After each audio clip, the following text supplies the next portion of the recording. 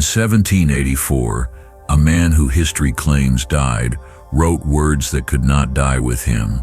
It was the Count of Saint-Germain. According to experts, he left behind 140 pages written with an ink that chemical analysis has never been able to identify. The paper, 17th century parchment, the handwriting identical to certified Saint-Germain letters preserved in several European archives. But the extraordinary part was not the discovery of the manuscript. The extraordinary part was its content. For 2 centuries, historians debated who Saint-Germain truly was. For some, a brilliant diplomat. For others, a fraud. For many, an alchemist claiming to transmute metals, a man appearing in European courts without ever aging, speaking 12 languages perfectly, claiming to have witnessed events that occurred centuries before his birth, as if he had truly been there. Official records declare him dead on February 27, 1784 in Eckernförde, but no one ever saw a body, no grave, and sightings of him continued for nearly a century. This manuscript contains no prophecies. It contains experiences, intimate moments Saint-Germain never shared publicly. The night in Versailles when he understood that time was only an illusion, the experiment in his laboratory in The Hague that revealed to him the structure of the I Am, the encounter in Paris with a Tibetan monk who confirmed what he had discovered on his own. He did not write theories. He wrote testimonies. Each page describes the exact instant he understood something he had spent his entire life searching for. The moment the invisible became visible, and above all, he wrote how anyone can reach the same state, not through study but through recognition. The manuscript ends with a single sentence: "I do not die, I depart." The form changes. The I Am remains. We do not know if Saint-Germain died that night. We only know he wrote this before something happened. He sealed it, hid it, and 200 years later, his words found the exact moment to reappear. What he discovered over centuries: you carry a sleep within you. You are simply waiting to recognize it. He will teach you nothing new. He will remind you of what you have forgotten. Listen now to his final night. Chapter 1. The Divine Identity. I did not discover who I was. I rediscovered who I had always been. I write this on the night of February 27, 1784, in this manner in Eckernförde, where men believe I will die at dawn. Let them believe what they need to believe. I know that what I am cannot die, because it was never born. It took me 80 years to understand this. I will tell you the exact moment when I knew it. It was 1730. I was 30 years old according to the records I kept at the time, although my memory extended far beyond what any human life should allow.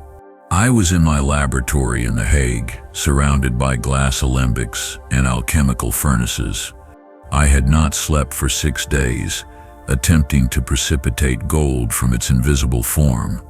I had studied with Hermetic masters in Egypt, with yogis in Tibet, with Kabbalists in Prague. All had told me the same thing in different words: you are what you seek. I thought I understood. I understood nothing. That dawn, exhausted, I watched the molten lead in the crucible. The candles cast dancing shadows on the stone walls. The smell of sulfur and mercury saturated the air. My hands trembled from fatigue. Then something happened that I cannot explain logically, only through the testimony of one who lived it. I looked at the lead, and for an instant that felt eternal, I did not see metal. I saw condensed light. I saw the same substance I perceived when I closed my eyes and watched the glow behind my eyelids. I saw that the lead and I were the same thing, vibrating at different speeds of manifestation. It was not a thought. It was a direct vision, as clear as the parchment before me. My breath stopped. The air in the laboratory became dense, luminous. I I felt a warmth, not coming from the furnace, but from my own heart, expanding throughout my body. My hands stopped trembling. A perfect stillness filled me. Not the stillness of death, but the stillness of that which never moves because it contains everything. In that moment, I understood what the masters had been trying to tell me. I was not a man trying to create gold. I was the divine presence that already contained all gold, all form, all possibility. The me that said, "I am Saint Germain," was only a surface. Beneath it, there was another me, vast, infinite. That simply was. I stood up, and for the first time, with full understanding, I said, "I am, not I am this, nor I am that, just I am." Something opened in my chest, as if my heart were a doorway to a boundless ocean. The walls of the laboratory seemed to become transparent. For a few seconds or hours, time lost all meaning. I knew with absolute certainty that what I was not limited to this body, this name, this life. The lead in the crucible began to glow. I will not lie and say it turned into gold before my eyes like in legends. That came later when I understood the full process. What happened was far more important. I changed. The substance of my being transformed. And I understood that all external alchemy was only the reflection of internal alchemy. From that night on, I practiced something very simple, which I give to you now.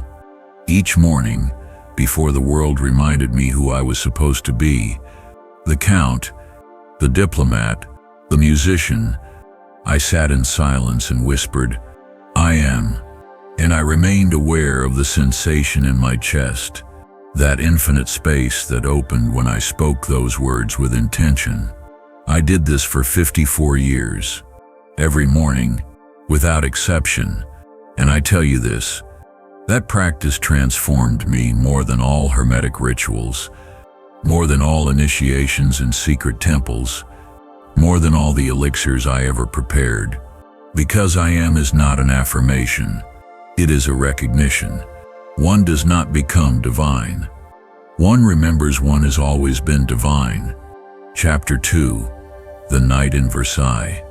I was often asked why I returned to Versailles so frequently, why I walked its corridors like a familiar ghost, why kings listened to me, why queens feared me, why courtiers swore that I had no age. The truth is simple. It was not for politics. It was not for power. It was not for gold. I returned because Versailles was the only place in Europe where the illusion was so perfect that it revealed the truth to anyone who knew how to look. The mirrors of the palace did not only reflect faces, they reflected intentions, desires, fears, lies, masks. It was the best place to observe humanity naked. I remember one night in particular, a night that marked an invisible but decisive turning point in my existence. It was 1757. Louis XV had invited me discreetly. I was never officially announced.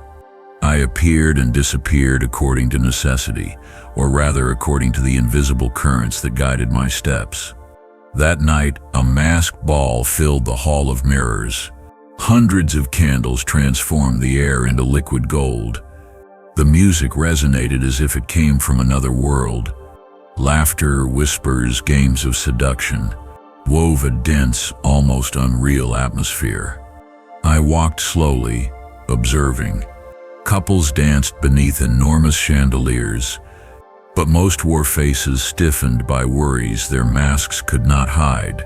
The fear of aging, the fear of losing their status, the fear of being forgotten. Fear, always fear. But in the midst of that crowd, I felt something else. A subtle tremor, a familiar vibration, a presence. I recognized it instantly. Not a person, a frequency. I followed the sensation to one of the side salons. There, far from the noise of the ball, Louis XV stood alone, facing an open window overlooking the gardens. He turned when he heard me enter.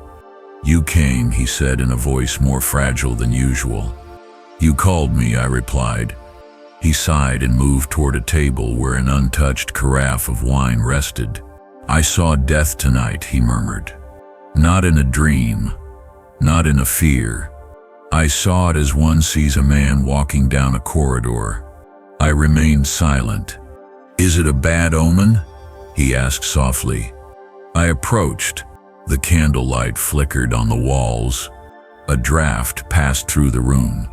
The entire chateau seemed to hold its breath. "Death is merely a change of state," I said calmly. "It announces nothing. It reveals—" He swallowed hard. "Reveals what? What you truly are." He looked away, unsettled. "I have always known you are not like the others," he said. "Not like me, not like any man of this century." I did not answer. He searched my eyes. "Tell me, Count, how old are you really?" I did not answer that either. He understood the question itself was meaningless. He returned to the window, resting his hand on the railing. "What must I do?" he whispered. Time became still. I placed my hand on his shoulder. He flinched slightly. "You must learn to die before you die," I said. "Die to what?" he asked. "To the role, to the title, to the name, to what the world forces you to be. When you stop being Louis XV, you will discover what you truly are." A long silence followed. "I don't know how," he whispered. "No king does," I said. "But every king must learn. Otherwise he dies believing he is only a crown." He closed his eyes. I stepped back. "You fear death," I said, "because you believe it can take something from you. But it only takes what was never you. Death does not strip. It reveals." He opened his eyes, shining with anguish. "And you? Do you fear death?" I shook my head. "One cannot fear something one has crossed so many times it no longer has a shape." A wave of stillness washed over the room. I touched 2 fingers to his forehead. He trembled. "What are you doing?" he whispered. "Showing you what you are." His breath caught. His knees weakened. He grabbed the table to stay upright. For a fraction of a second he saw what I saw, what all see when consciousness opens. A point of light in the chest, a vast presence behind identity, perfect peace beneath all fears. A space where no throne, no crown, no name exists. He saw. Then the vision closed. He shook, breathless. "What was that?" "You," I replied. He needed several minutes to recover. When he finally looked at me, he was no longer a king. He was a human being who had realized for the first time in his life that he was not what the world told him he was. I bowed slightly. "You now know what I came to tell you. Your reign is only a role. Your name is only a mask. Your body is only a garment. But behind all of this is what never dies." I left the room. Back in the hall of mirrors, the music continued. The masks glittered. The illusions danced. No one saw that night I had initiated a king. Chapter 3. The Night in Paris. Paris was my refuge. Not for its salons, its theaters, or its budding revolutions, but for a much simpler reason. Paris was the only city in Europe where one could disappear among thousands of eyes without anyone asking questions. I arrived one rainy evening in 1743. The cobblestones shone with reflections of lanterns. Horses splashed mud across the streets, and the smell of warm bread mixed with the first industrial smoke. This was the real Paris, not the one painted in romantic canvases. I walked with no clear destination, I was guided as always by that inner sensation that never deceived me. I knew something awaited me. I did not know what. I crossed the Pont Neuf, the dark, heavy Seine flowing beneath me, then entered the labyrinth of narrow streets near Saint-Germain-des-Prés. The air was cold, but around me a subtle warmth pulsed, a quiet vibration, an invisible call. I followed it to a small alley, where the sound of the city softened to a faint murmur. And there, I saw him. A man sat on the steps of a wooden doorway, wrapped in a brown robe. A monk. His hands rested on his knees. His eyes were closed. He looked as though he were praying, but he was not praying. The presence emanating from him was one I had only felt from a few beings in the world. He opened his eyes before I could take another step. "You are late," he said calmly, in French tinged with a distant accent. No one knew I was in Paris. No one knew I would walk down this alley. No one knew I should be here. Yet he was waiting. "Who are you?" I asked. He rose slowly. He was taller than I expected. His face was lined with age, but his eyes had the clarity of someone who no longer belonged entirely to this world. "I come from Tibet," he said. "I was sent here to meet you." I did not move. "You carry something you do not yet understand," he continued. "You have seen flashes of truth, but not the source." He stepped closer. "What you call I am, you are only brushing against it. You touch the light, but not its nature." The air in the alley became strangely heavy, as if the walls were holding their breath. I had never met someone who spoke of the presence the way he did, as if he were describing water, or stone, or the sky. "What do you know exactly?" I asked. He did not answer. He placed his hand on my chest. At once, I was thrown out of my body. My knees buckled, but I did not fall. I floated above the alley, above the rooftops, above Paris itself. The city shrank, then vanished. And suddenly, there was only light, an ocean of light. Every human being was a spark, some bright, some dim, all alive, all connected. A voice spoke, not from the monk, not from outside me, but from the very field of light itself. "What you call I am is not an idea. It is not a practice. It is not a state. It is the origin, the source, the pure consciousness. You are not a man saying Thea, I am. You are the I am remembering it is a man." I tried to respond, but I had no mouth, no breath, no form. I was only perception. Then suddenly, I fell back into my body. The alley returned. The rain fell. The monk stood before me. It took a long moment to breathe again. "What you saw," he said, "is the nature of your true identity, not the individual, not the role, not the name, the consciousness." He gazed at the empty street. "You are not unique," he added. "There are others, but you are among the first to awaken." I swallowed hard. "What must I do?" He leaned close. "Continue. But understand this. The I am is not your power. It is your nature. And when you fully recognize it, you will not disappear. You will become what you have always been." He stepped back. "We will not meet again. I came only to open a door. You must walk through it alone." He turned and walked away, his robe darkening under the rain. I called out, "Your name? What is your name?" He stopped, but did not turn. "What we are has no name," he said. "But if you need one, call me the one who remembers."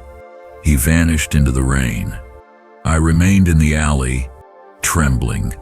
My heart opened wider than ever before. That night, I learned I was not the first, and I was not alone. Chapter 4: The Door of Light. I left Paris a few weeks after my encounter with the Tibetan monk. I told no one what had happened. How could I? No human being would have believed it. And more importantly, I refused to let such an experience be reduced to mysticism or delirium. I was not hallucinating. I had never been more lucid. For months, I traveled across Europe without a clear destination, as if my steps were obeying a silent order, whose origin I did not yet understand. City after city passed before me, but none held my attention. I had seen something that the material world could no longer satisfy. I wanted to find that light again. I wanted to cross the doorway. I wanted to understand. It was in Prague, in a hidden library beneath an old monastery, that I found the first clue. An untitled manuscript, written in a mixture of Hebrew, Latin, and Tibetan, described a ritual practiced by hermits in the Himalayas. A ritual of silence, a ritual of presence, a ritual not meant to invoke anything, but to remove what prevents one from seeing.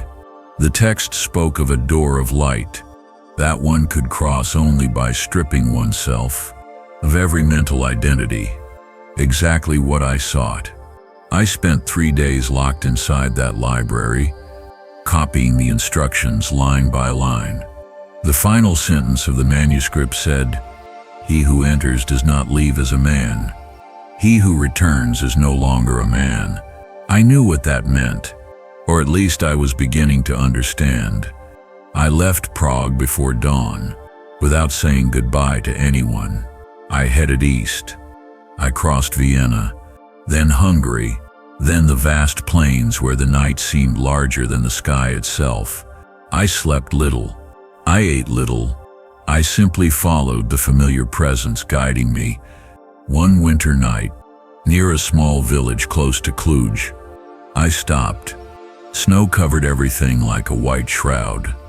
I rented a small room, lit a candle, and placed 3 objects on the floor: a bowl of water, a piece of salt, a silver mirror. The manuscript mentioned these. The ritual began with, "Sit before yourself," not to look at yourself, but to see yourself. I sat. Silence filled the room, deep, heavy, almost physical. I could hear my breath echo against the stone. I gazed into the mirror. At first I saw only a tired face, worn from travel. But as the minutes passed, something shifted.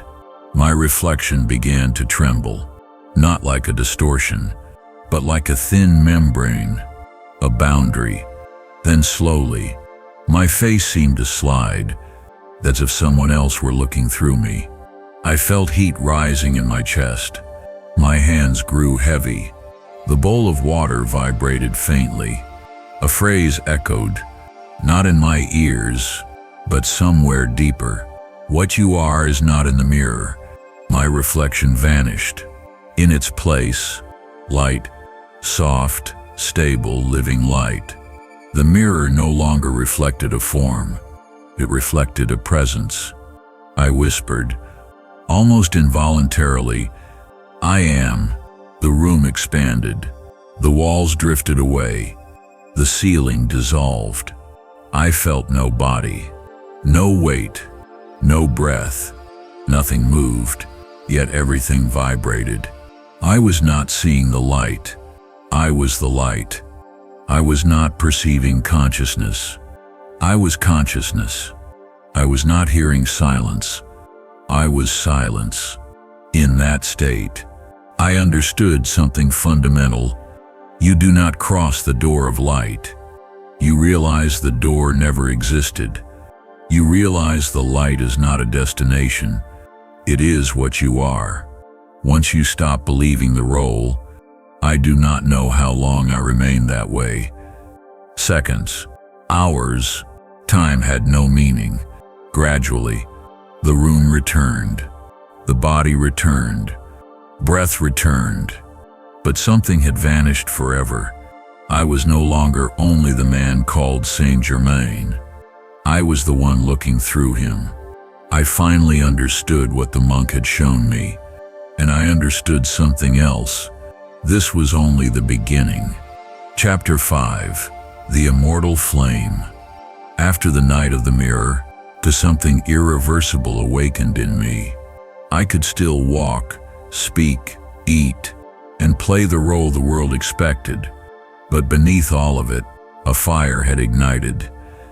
Not a fire that burns, a fire that remembers.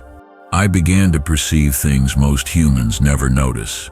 When I entered a room, I could feel the emotional imprint left by those who had been there, not their thoughts.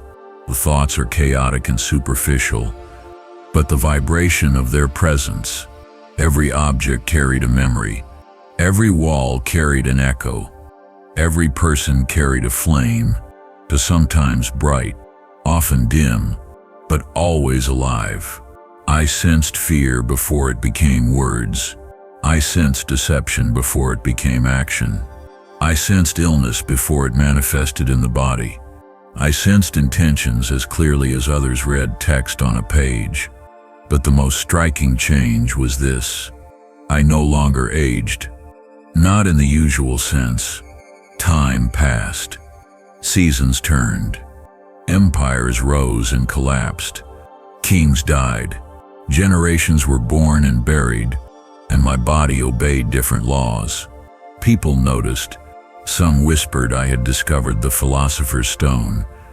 Others claimed I had made a pact with the invisible. A few believed I was centuries old. Many believed I was a charlatan. None knew the truth. Immortality does not come from gold, nor elixirs, nor forbidden rituals. Immortality is what remains when the illusion of identity dissolves. The body does not age. When the consciousness inhabiting it is no longer bound to time. Time ages the mask, not the one who wears it. During those years, I deepened my study of the flame within me. Not a literal fire, but an inner radiance, a living presence in the chest that intensified whenever I aligned myself with the I Am. I realized it had been described in many cultures. In Egypt, the hidden sun. In Tibet, the clear light. In India, the Atman. In Christian mysticism, the inner Christ. In Hermetic teachings, the divine spark. In alchemical orders, the living gold, all names for the same thing, the immortal core of being. One evening, in a modest house near the Rhine, I sat in meditation for hours, not seeking visions, not seeking power, not even seeking understanding, only presence. The room grew brighter, not with candlelight, not with moonlight, from within. I opened my eyes. My hands were glowing. A soft golden radiance pulsed from my skin, like a heartbeat. I should have been astonished. I was not.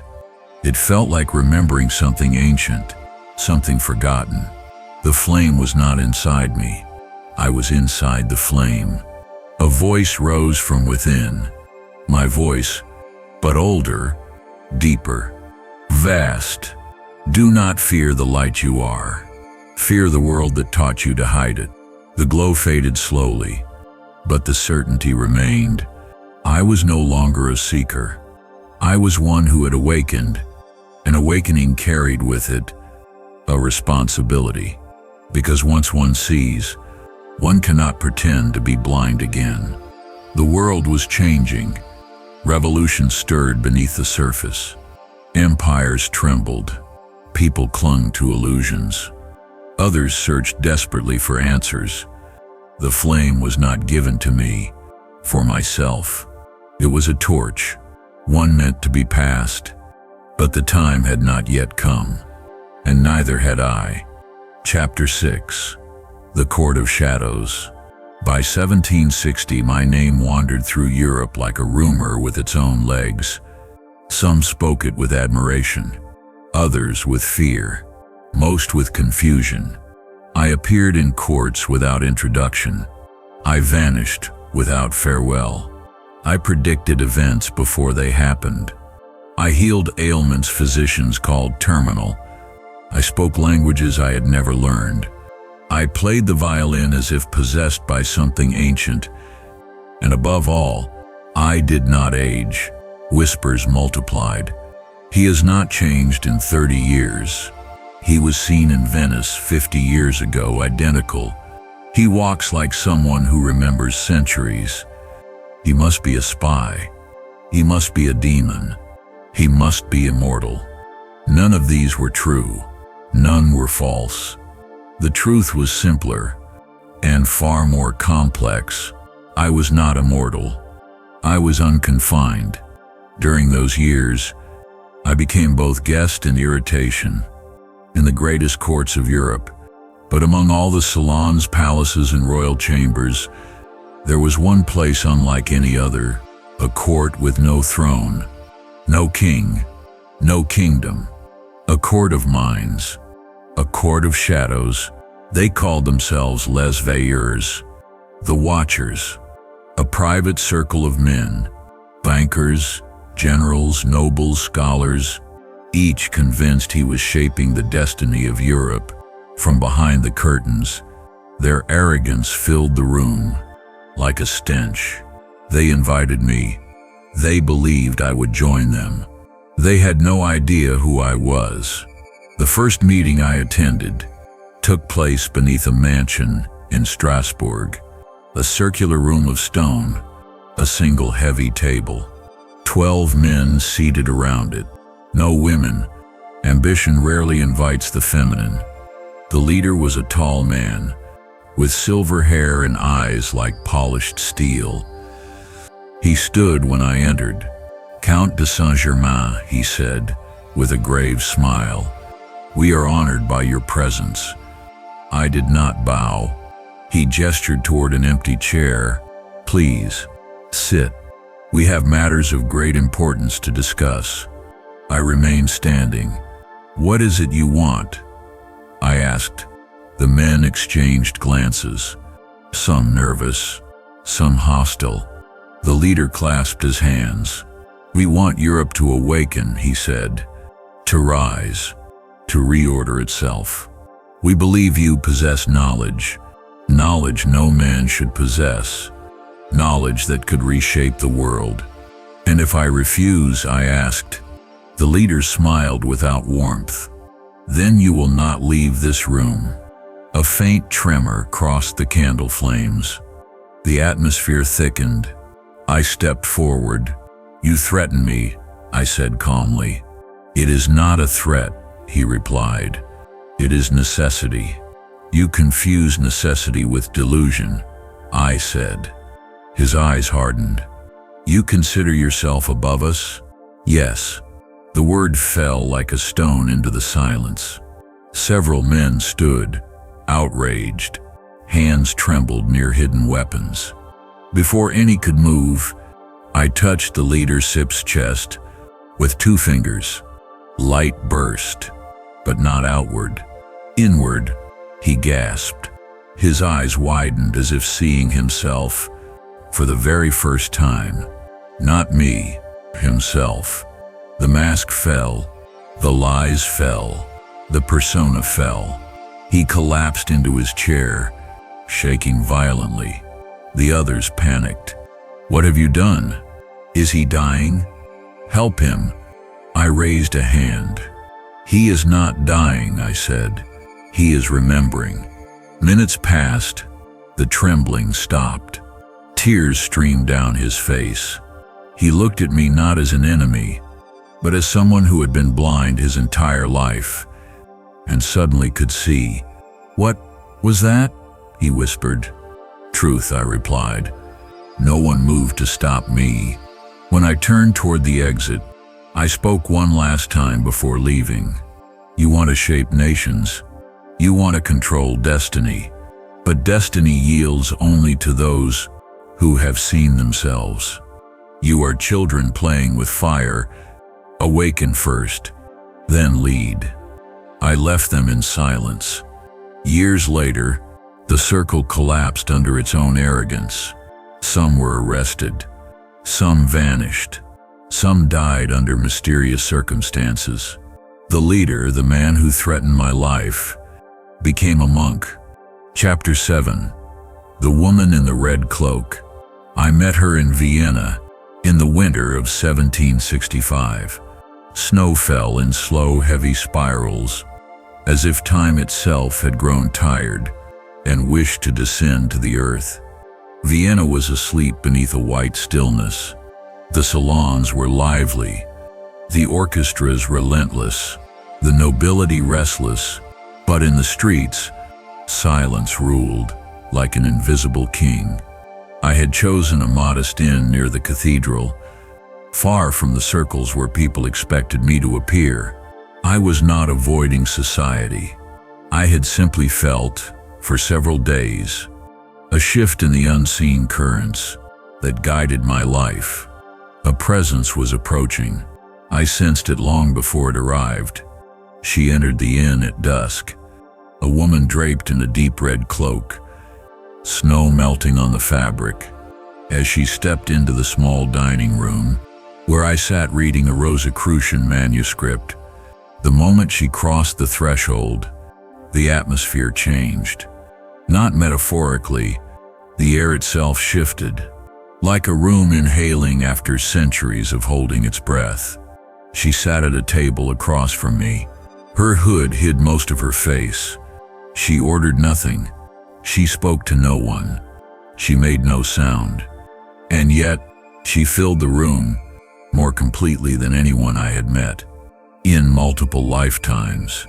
It was her presence, calm, still, aware, a presence that vibrated on a frequency I recognized instantly. After several minutes, she lifted her head just slightly. Without looking directly at me, she said, "You can stop pretending to read." Her voice was warm, but firm, as if reality itself would not dare contradict her. I closed the manuscript. "You came for me," I said. "You knew I would," she replied. She was right. I had felt her days before she arrived. She lifted her hands and removed her hood. Her hair was black as obsidian, her skin pale under the candlelight, and her eyes, green, deep, impossibly alive, held a certainty I had seen only twice in my life. "You have been searching," she said. "For what?" I asked. She leaned forward, her eyes unblinking. "Not what, who?" She stood up and walked toward my table with a grace that seemed almost inhuman. "I traveled through Tibet," she said, "then Egypt, then Persia, and in each place, I heard whispers of you." She paused. "Of a man who did not age, of a man who remembered what others forgot, of a man who carried the flame, but feared letting it consume him." She sat across from me. "My teacher told me I would find you here." I knew immediately who she meant. "The monk," I said. She nodded. "He sends no one. He only shows the door. I chose to walk through it." I lowered my gaze for a moment. "What do you want from me?" Her expression softened. "I want to know who you are. When you stop being Saint Germain." Few words had cut so deeply. "You already know," I said. She shook her head. "I know who you believe you are. I know who the world believes you are. But I want to see what stands behind the mask." The candle flickered between us, its flame bending as if listening. "You carry the light," she continued, "but you have not surrendered to it. You still hold it, like a weapon, like a tool, like knowledge." She leaned back. "But the flame is not meant to be held. It is meant to be lived." Her words struck me harder, than any alchemical revelation. "What is your name?" I asked. She hesitated for the first time. Then, Aisha, a name older than empires, carried by desert winds, etched in forgotten histories. "The Aisha," I repeated. She studied me intently. "I did not come to teach you," she said. "I came to remind you." "Of what?" She smiled faintly. "That the next step is not awakening.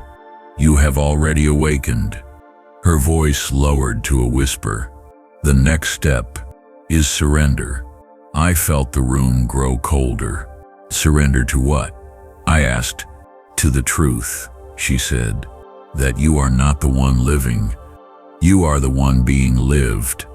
The words hit me like a bell struck in the void. She placed her hand gently on the table. "The monk opened your first door. I came for the second." My breath faltered. "And what lies beyond the second door?" Aisha looked into my eyes with a depth that made time irrelevant. "The one who returns." Chapter 8, The Second Threshold. Aisha remained in Vienna for exactly 7 days. Not one more, not one less. During those 7 days, she dismantled my certainty with the quiet precision of someone who had crossed realms I had only glimpsed. Each evening after dusk, we met in the same small room of the inn. The moment she entered, the air shifted, not poetically, literally, as if the walls recognized her presence. She never raised her voice, never dramatized anything, never wasted a word. And yet every sentence struck like a blade wrapped in silk. On the second night, she said, "You have awakened the flame, but you still believe it is your flame." I frowned. "What do you mean?" She sat cross-legged on the wooden floor, her breathing so calm that the candle flame didn't even flicker. "You treat the I am as an experience," she said. "But the I am is not something you experience. It is the one who experiences." She tapped her chest lightly. "You are still looking for it," as if it were separate. I opened my mouth to respond, but she continued, "You have touched it. You have tasted it, but you have not surrendered to it." I felt myself tense. "What prevents me?" I asked. She did not hesitate. "You." A silence fell so deep. It felt like the air had weight. She looked directly into me. "The first threshold is awakening," she said, "to see the truth. The second threshold is death." A chill ran through me. "What dies?" I asked. She pointed at me. "The one who speaks now. The one who believes he is Saint Germain. The one who thinks he must understand, guide, and protect." She leaned forward. "You cling to the identity of the awakened man. You cling to the role of the sage. You cling to the story of the eternal traveler." Her voice lowered. "You cling to the last illusion." I had no answer. On the fourth night, she said, "You carry the light, but you have not allowed it to erase you." Erase. The word unsettled me. "Erase what?" I asked. She smiled slightly. "What was never real." On the 6th night, she finally said, "Tomorrow, you cross." I did not sleep that night. At dawn, she led me through the empty, snow-covered streets of Vienna. No horses, no carriages, no voices, only the sound of our footsteps crunching on the frozen ground. She guided me to a small lake at the edge of the city, frozen solid, the moon still reflected on its surface. She stepped onto the ice, unafraid. I followed.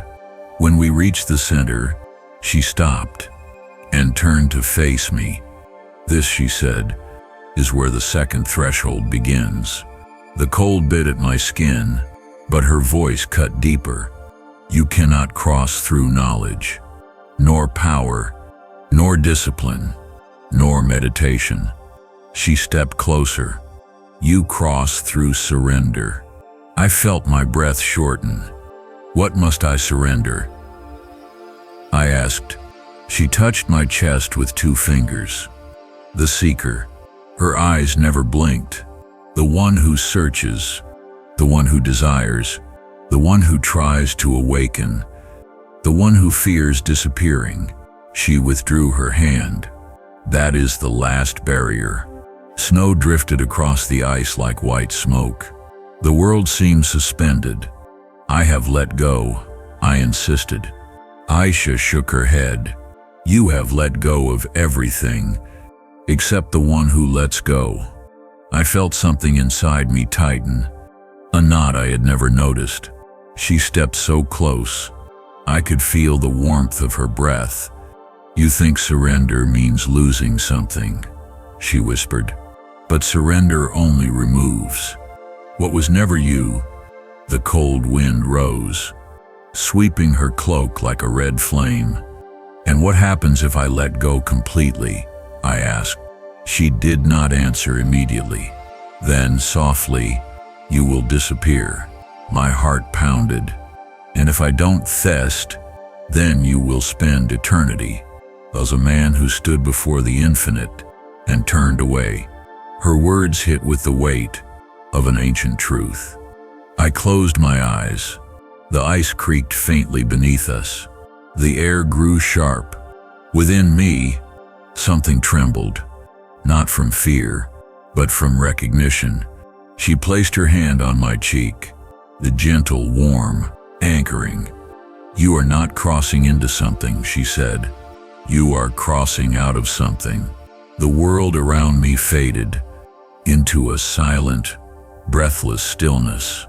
Inside that silence, a question rose from depths I did not know existed. Who am I? Without the one I have always been? That was the moment it began. The cracking, not in the ice, in me. Chapter 9, The Disappearance.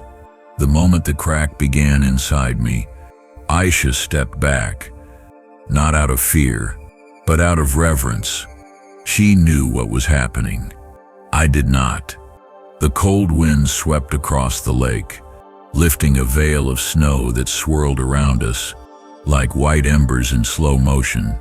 Inside my chest, the knot I had never identified was unraveling. What is this? I asked, my voice unsteady. The end, she said, of who you think you are. My pulse throbbed in my ears. A pressure grew behind my ribs, not painful, not physical, but like a hand was pressing from inside my existence.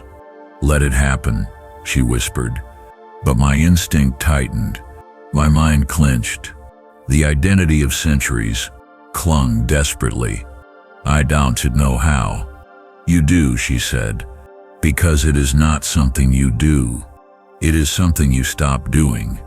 The ice beneath us groaned softly, like the whole lake was listening. Inside me, a voice rose, an ancient, frightened voice. If you let go, there will be nothing left. Aisha heard it without hearing.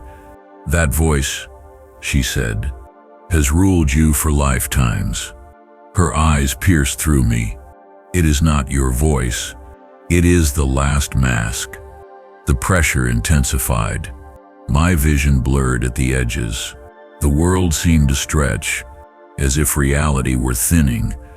I staggered. Aisha steadied me with a single hand. Look at me, she said. I forced my eyes up.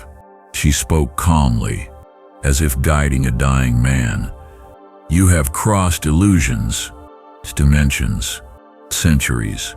Now you face the only veil that ever existed. The wind stopped completely.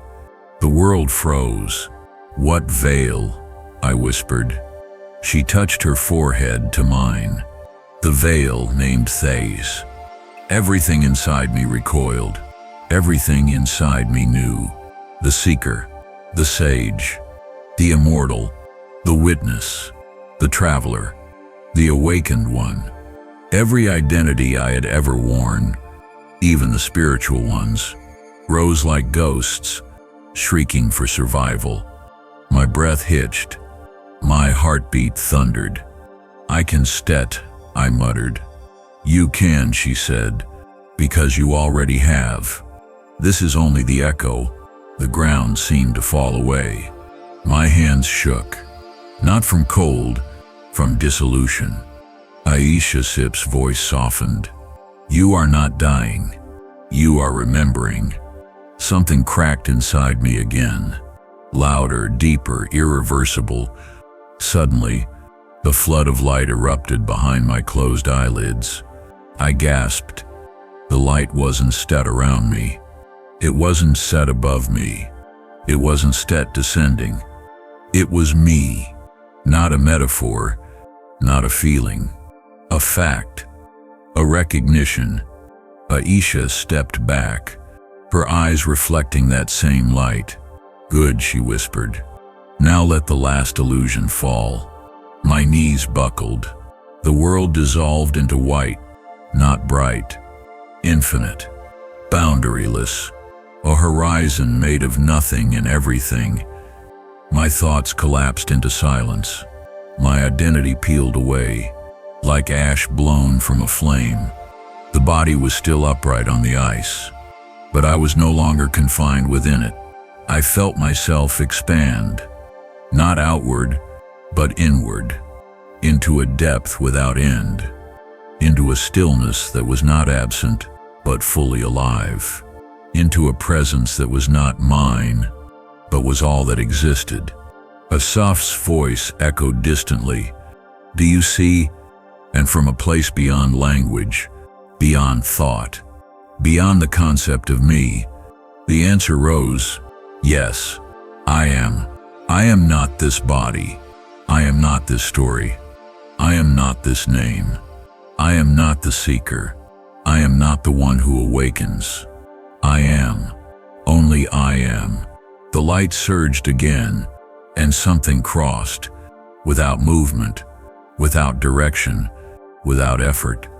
Aisha's whisper followed like the fading tail of a comet.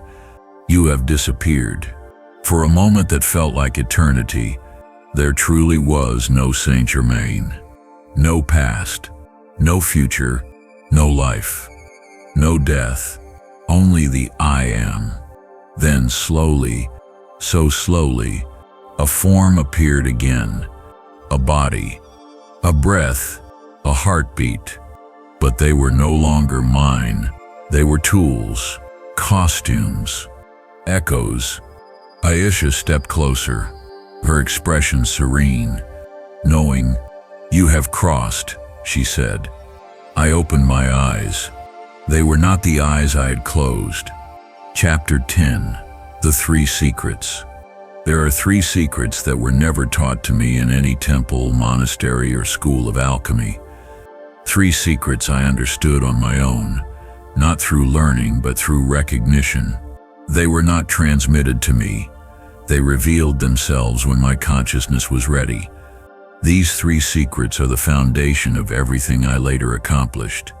Without them, nothing I have written in these pages would have been possible. The first secret is that consciousness creates energy. The second is that energy obeys consciousness.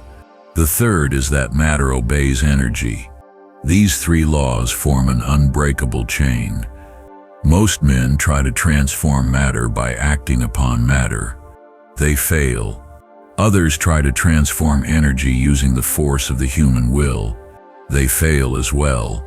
Very few seek to transform consciousness, and this is why so few succeed. The first secret, consciousness creates energy.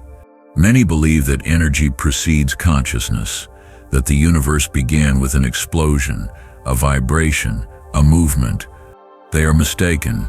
The first vibration was born from the first observation. There is no light without a witness, no movement without a presence that perceives it. When I pronounce I am not creating a thought. I am creating a source, an origin, a first vibration. It is consciousness that emits the initial wave. Everything else follows. I discovered this secret during a meditation in Frankfurt while observing a candle. I was staring at it so intensely that the entire world seemed to disappear around it.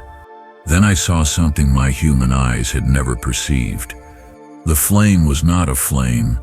It was a vibration, a condensation, a response. And I understood it was my consciousness that allowed the flame to exist as a flame. Without me, it was only a possibility. The second secret: energy obeys consciousness. This discovery is what allowed me to manifest, to heal, to transmute. Everything I accomplished with the violet flame, the decrees, the transmutation of metals, stands upon this law. Energy has no will of its own. It carries no intention. It is an instrument, a servant, an infinitely malleable raw substance. When I say, I am perfect health, energy immediately takes the form of health. When I say, I am light, energy becomes light. But if someone says, I am sick, then energy executes that order, just as obediently. Men complain about circumstances. They do not understand that they themselves give the commands that circumstances obey. Energy is neither good nor evil. It simply follows orders. The third secret: matter obeys energy. This is the secret alchemists have searched for across millennia. They try to change matter through physical, chemical, or mechanical means. They ignore that matter is only the final stage of a much deeper process. Matter is slow, dense, rigid, the heaviest reflection of consciousness, but it is not independent. It is the final result, the visible shortcut of an invisible movement. When I transmuted lead into gold in Venice, I never touched the matter itself. I touched the energy that composed it, and I modified the consciousness that underlay it. Matter merely followed. It had no choice. These three secrets revealed themselves to me in a precise order, because the human mind cannot understand them all at once. They require inner maturation, purification, recognition. When I understood the first secret, I changed the way I perceived. When I understood the second, I changed the way I spoke. When I understood the third, I changed the way I existed. What I share with you here is not philosophy. It is mechanics, structure, architecture, the foundation of all creation, visible or invisible. If you truly understand these three secrets and apply them every day, your entire life will transform in ways you cannot yet imagine. Because what you are is not a body, not a story, not a destiny. You are the consciousness that creates. You are the energy that obeys. You are the matter that transforms. And when you recognize this, even for a single second, anything becomes possible. Chapter 11: The Invisible Temple. The most sacred temple I ever visited had no walls, no doors, no priests. It was not located in any country, any mountain, or any city. It was not a structure, but a state of consciousness, a place that exists only when the one who enters is ready to see it. I discovered it in 1769, inside a dense forest near Leipzig. I had been walking for hours, searching for a place to rest. Night was falling. The trees bent like ancient silhouettes, and the air smelled of damp earth and moss. Suddenly the silence changed. It was not a natural silence. It was total, a silence that did not come from the absence of sound, but from a presence so vast that every sound dissolved into it. I understood I was approaching something rare. I took a few more steps. In front of me, the forest transformed. The trees seemed to move aside on their own. The air became clearer. The light shifted in a subtle but profound way. There was no longer direction, no distance, no location. I knew I had entered a place that did not belong to this world, and yet nothing looked extraordinary. No golden columns, no marble floors, no statues. Just a simple clearing, silent, empty. But that emptiness contained everything. I stepped forward. Then again, the ground did not crunch under my feet. The wind no longer blew. Time no longer moved. The clearing recognized me. At its center there was nothing, but that nothing was a focal point, an invisible center, an axis. I approached it, and then without warning, something opened inside me. Not a memory, not a vision, an opening, as if my mind were a dark room whose roof had just been removed. I saw without eyes. I understood without thoughts. I perceived existence in a way nothing human could compare to. A voice manifested, not an outer voice, not an inner voice, a voice from a plane where such distinctions do not exist. You have arrived. I did not reply. I could not reply. This place does not exist for men. The voice continued. It exists only for those who have recognized the presence. It is not a temple, not a sanctuary, not a refuge. It is the memory of what you are. The clearing vibrated softly, as if the air itself breathed. You are not here to learn, the voice said. You are here to remember. Something loosened in me, like an old skin, an ancient layer of identity finally falling away. The voice continued. The world you will soon know is going to change. Kingdoms will fall. Structures will collapse. Men will seek answers in war, in science, in books, in religions, but they will find nothing, because what they seek does not come from outside. They seek what you are. I stood silent, unmoving. You are not here to save humanity. You are not here to rule. You are not here to be worshipped or feared. You are here to be a reminder. A deep silence followed, not empty, but full. You must return among men, said the voice. You must walk with them, eat with them, speak with them, but you must never forget what you are. Because when you forget, you become limited. And when you remember, the world changes around you. The light in the clearing grew stronger, but it did not come from anywhere. It came from everywhere. The invisible temple appears only once to each being. When you leave, it will disappear for you. You will not enter again, because the temple must become your heart, not a place outside you. A warm expansion filled my chest, alive, immense. Take this with you, the voice said. What you found here must live in you. As long as you remember, you will walk the world without belonging to it. You will see men sleep, but you will never sleep again.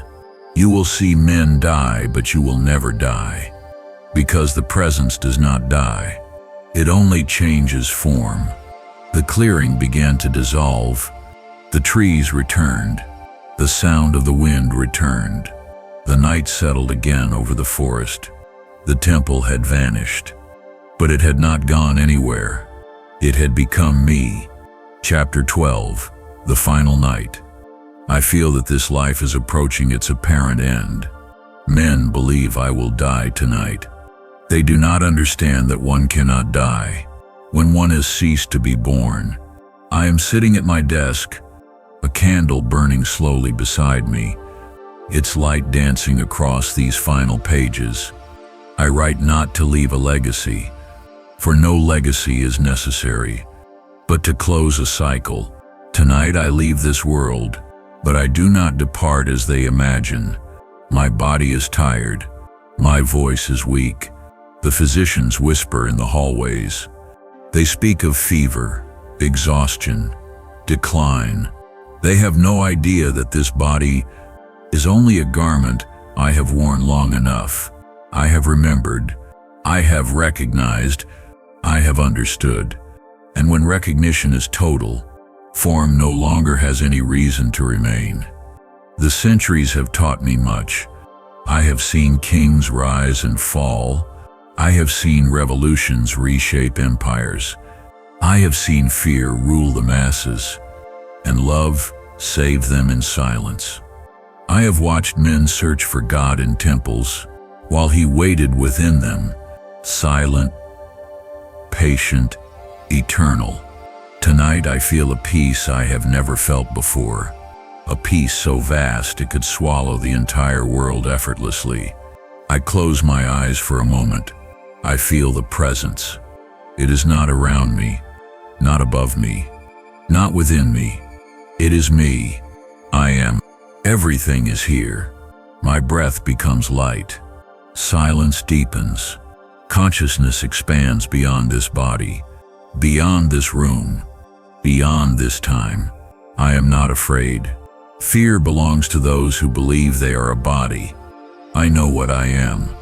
I feel the moment approaching.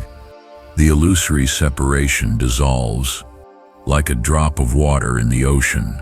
I hear hurried footsteps in the hallway. They believe I am suffering. They believe I am struggling. They believe I am dying. They are mistaken. I am simply withdrawing. I am dropping this ancient garment. I return to the world what belongs to it. I keep only what cannot be taken from me. I am. The light grows intense. I no longer see the room. I no longer feel my body. I am not here. I am not there. I am, and in one final breath, if one can call it a breath, I silently speak what I have learned. In 100 lives, it is time. I am the light. I am free. I am